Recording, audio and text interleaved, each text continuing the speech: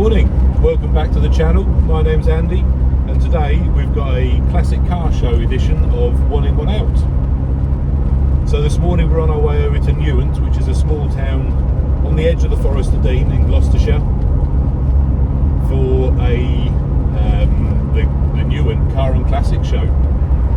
So this one, I believe there's going to be quite a few Lotus Esprits there, so I'm hoping that we're going to get parked with the rest of the Lotuses so we can have a few group photographs. That'd be nice. This is a well-attended show, made famous a few years ago by Richard Hammond actually attending with a few of his cars. He's located not too far away, and I think he was advertising, is it the smallest cog, his classic car company, restoration company. So again, like I say, it's supposed to be well attended, lots of esprits. When we get there, I'll do some videos on the on some of the what I believe are more interesting cars to me. So enjoy the show, hope you enjoy it. So as promised, we have a nice array of Esprits here. We've got a nice S3 here, two turbos, one of which is mine, and a very nice blue turbo Esprit there. An S3 which is again very nice condition. I love these. I haven't got all of the adornments of the turbos, but I think look very nice, so I really like those.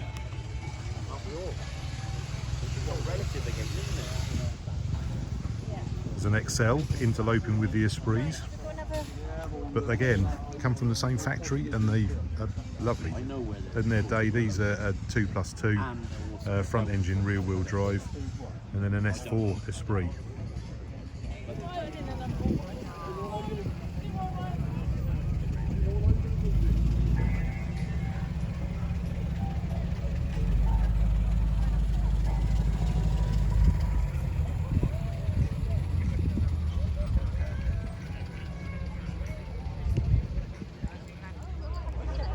So Mark 1 Focus RS. These now, I mean, I think these are really nice looking cars, the Mark 1 Focuses, and the RS is becoming very in typical fast Ford fashion, is becoming very expensive, but this is a very nicely turned out version in what I think is the best colour. Don't know what it's called, but it's like a purpley type colour. I think that's really nice. But these are going to be like the RS 2000s are now. These are going to be in the future very expensive. So and this one looks immaculate. I don't know how many miles it's got on it. I can't tell, but it's very nice.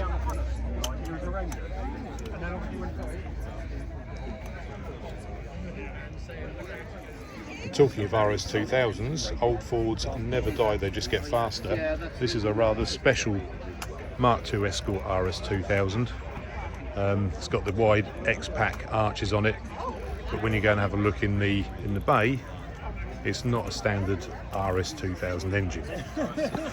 This looks suspiciously to me like a Cosworth engine in there, so this is a very nice looking car and will be very fast, a bit of a handful. So Cosworth turbo, I don't know what that give out. I mean, the standard they gave out about 205 brake horsepower. This is likely to be more than that, but in a rear-wheel drive Mark II Escort, that's going to be a bit of a handful, but very nice. And a lime green Bond Bug. You don't see many in this colour. Usually they're orange. Obviously these are three-wheelers, one at the front and two at the back. But again, like I say, these are becoming very iconic these days. This one's been done very well. I mean, the seats are absolutely gorgeous. And look at that lime green interior. That'd keep you awake, wouldn't it? But these have got a 700cc twin, I think, in the back. This one's been slightly with his three exhausts on the back, just to make it look a bit better. That's fantastic. I love that car. So here's something that you don't see very often these days. So Morgan three-wheeler. This one is from 1934, so a pre-war version. These were awesome little cars. So you would think three-wheelers are going to tip over, but no, these ones have got two wheels at the front and one at the back, which makes them a whole lot more stable than the other way round. This one's got a matchless engine in the front of it. Now, I think you could get either a matchless or another V-twin. I can't remember the name of the previous V-twins or the other V-twin that you could get, but a little bit snug inside, a little bit snug if you have a look in here. But if you're a World War I fighter pilot, that was ideal for you. You would have loved it.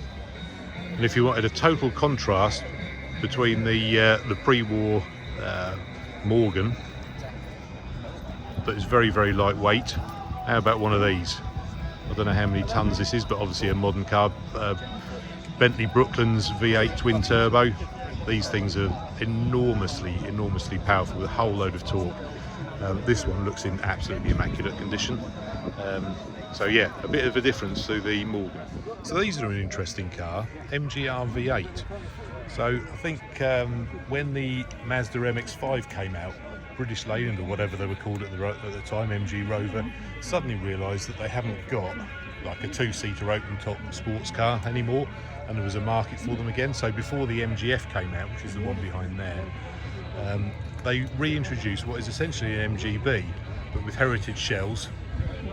Made a few changes to it. It's got the V8 3.5 litre Rover engine in it. The Japanese lapped these up, so a lot of them went to Japan, so quite a few of them have been imported back into the UK. But actually a really nice car, and actually worth an awful lot more money now than the MGBs that they're based on.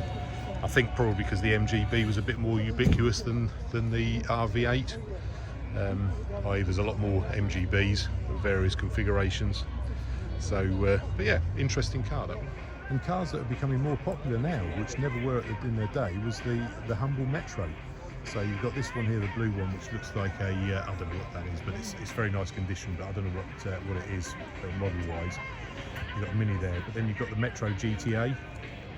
This was a very nicely spec'd and a very nice looking car. I think because so many of them got lost to rust in the past, now they're becoming fairly few and far between and actually becoming quite coveted. So yeah, nice car that. The Smart Roadsters. So these have got a really keen following these days. This one with the Lamborghini type doors on it, opening doors. A relatively small engine, I think what they are. Probably something like a 600 or 700 cc, but turbocharged in the back. Handle really nicely, very smooth. I mean, this is the Brabus version, so again, I don't know the Brabus. I'm not sure what that means as much as performance, but quite a nice looking car actually. And although there's quite a few here, you don't see many on the roads. And you couldn't go to any classic car show without a whole range of Mazda MX-5s and Miatas, which were the imported versions. So I think they were called Miata in the States rather than MX-5. There's quite a few of them being imported from Japan as well. So if you like your fast forwards, how about an XR4i? I think these are hugely underrated cars myself. They got sort of eclipsed by the XR 4x4, which came later, and then obviously the Sierra Cosworth. But these have got the 2.8 litre V6 engine, 2.8 injection from the Capri. I think it puts out about 160 brake horsepower or something like that. But I think these are lovely, and I think in the future, if you want something to hold on to that's going to appreciate in value, it's going to be one of these. There's less and less of them about now, and I think hugely underrated. So go and buy one.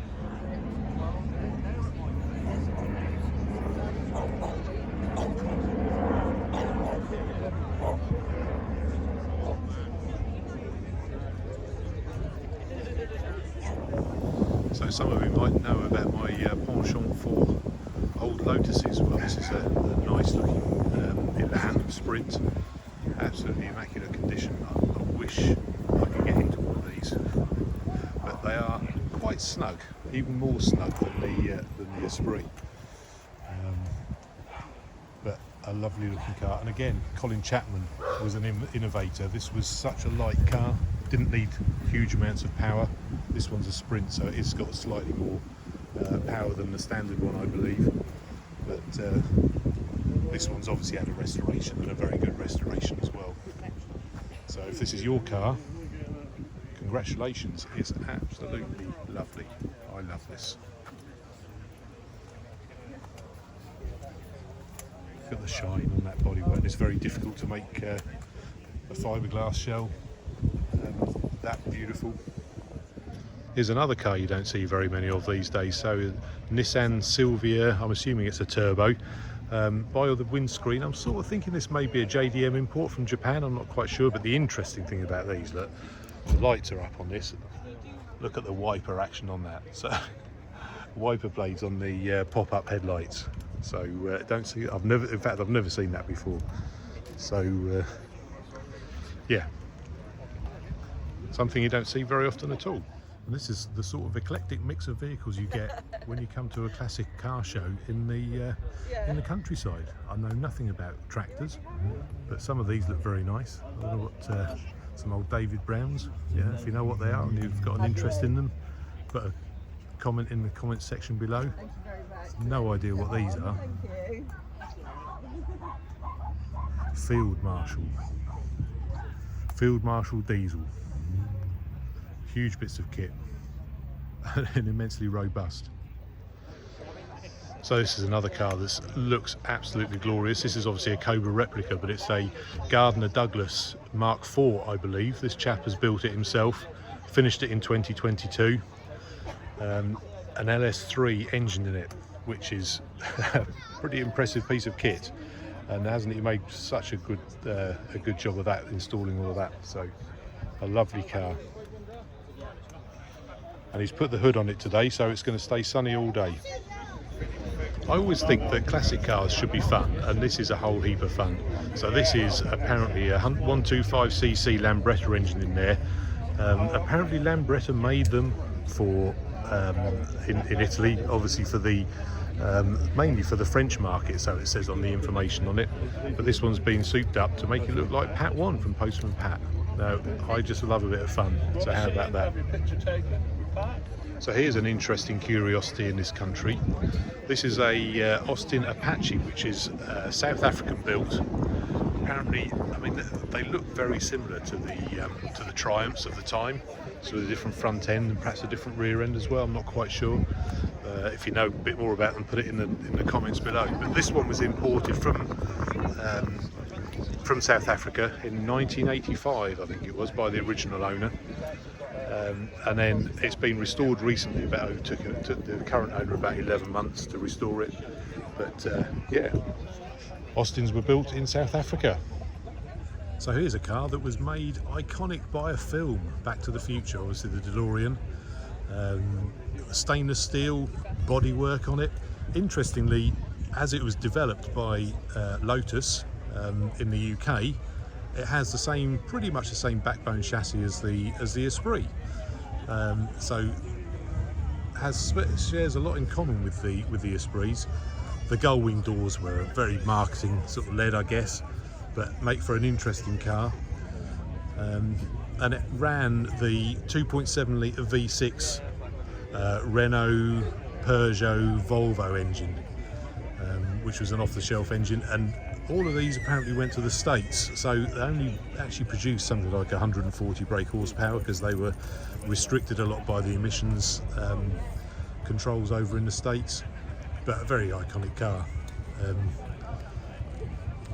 and actually drive better than a lot of people think they do, but very hamstrung by the emissions. So there we go, the end of another great show. Actually, really enjoyed that one, the Newent Car and Classic show. Saw lots of people, met lots of new people, which is really good. Parked up with all of the rest of the Esprits, so that made a nice photo shoot. So I hope you enjoyed the content.